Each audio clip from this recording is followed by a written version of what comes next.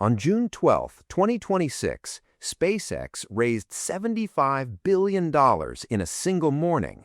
Not the biggest tech IPO, not the biggest American IPO, the biggest IPO in the history of the stock market by a massive margin.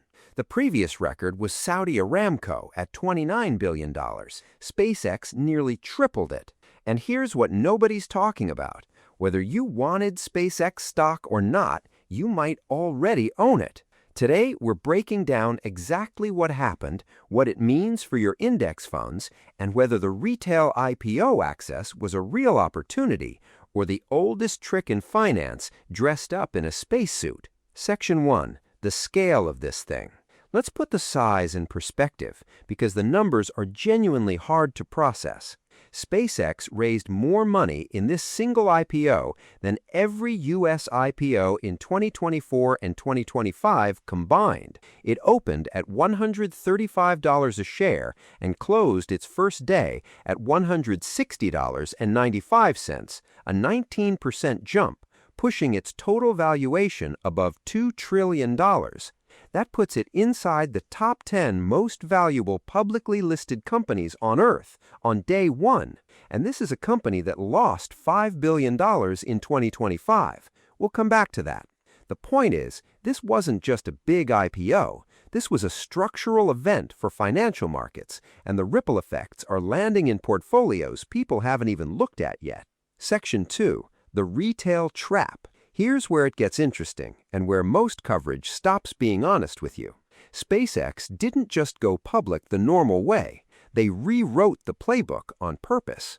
But before that, if you like more content like this, please make sure to hit that subscribe button to not miss out on future videos like this one, and I hope you enjoy the rest of it. So normally, a typical IPO gives retail investors, regular people like you and me, somewhere between 5 and 10% of the shares. SpaceX allocated 30% to retail, 6 times the normal amount. Fidelity dropped its usual $100,000 minimum down to $2,000. Robinhood, SoFi, Wealthsimple, all of them were sending push notifications, marketing emails, and app alerts to millions of users about the SpaceX IPO in the days before it launched. And that's not generosity, that's strategy. The more retail demand you create, the higher you can price the IPO.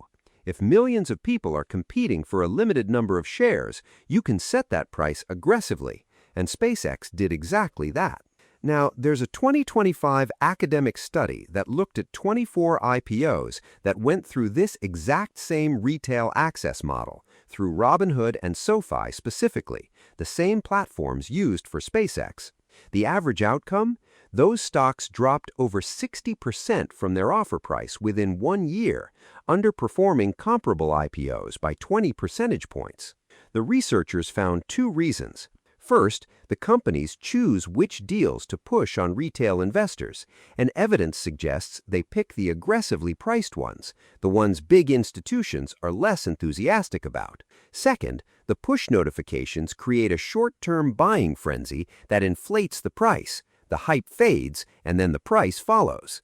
The paper's conclusion was blunt. If a retail investor can get an IPO allocation, they probably don't want it. One more thing. Most brokers have anti-flipping rules. Wealthsimple requires you to hold for 90 days. Fidelity wants 15 days. You can't just take the day one pop and walk away.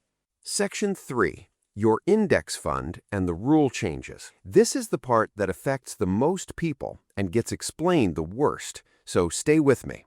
Most people invest through index funds, VTI, VOO, QQQ, SPY. Index funds are passive, meaning they mechanically buy every stock in their index. No opinions, no discretion.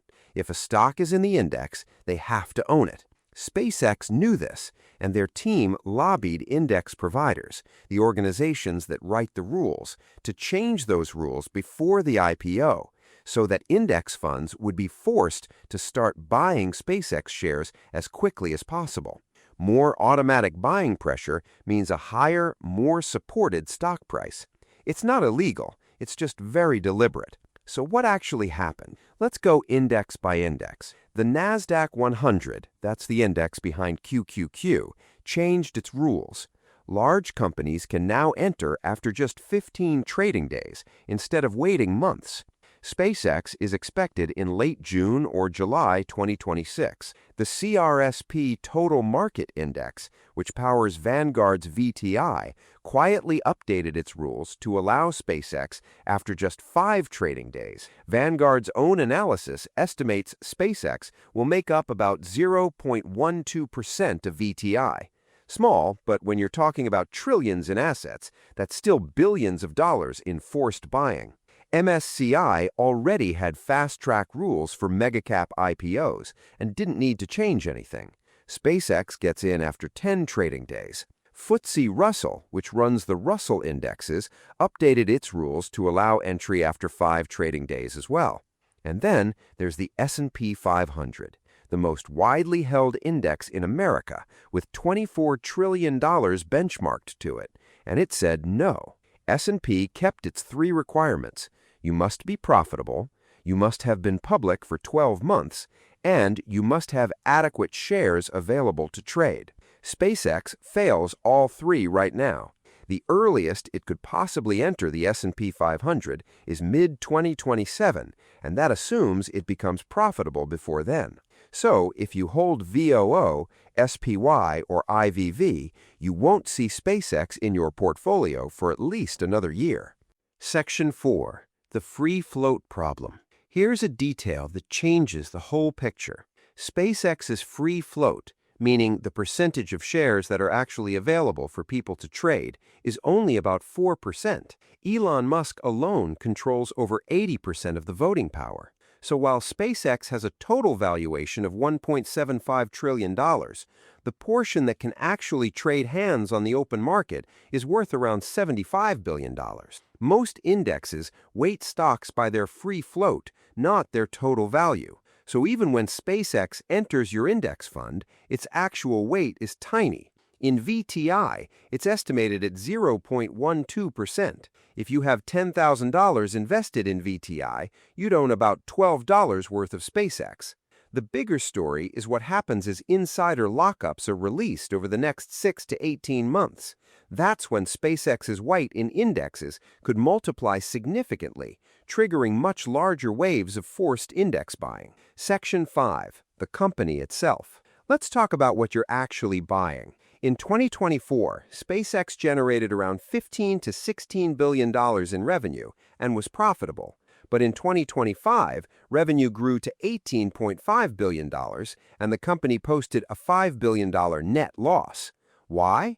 SpaceX acquired Elon Musk's AI company xAI in early 2026, and integrating it has been expensive. Starlink is the engine of the business, about $10 billion in revenue in 2025, with strong margins. The rest of the company, launches, government contracts, Starship development, is still burning cash.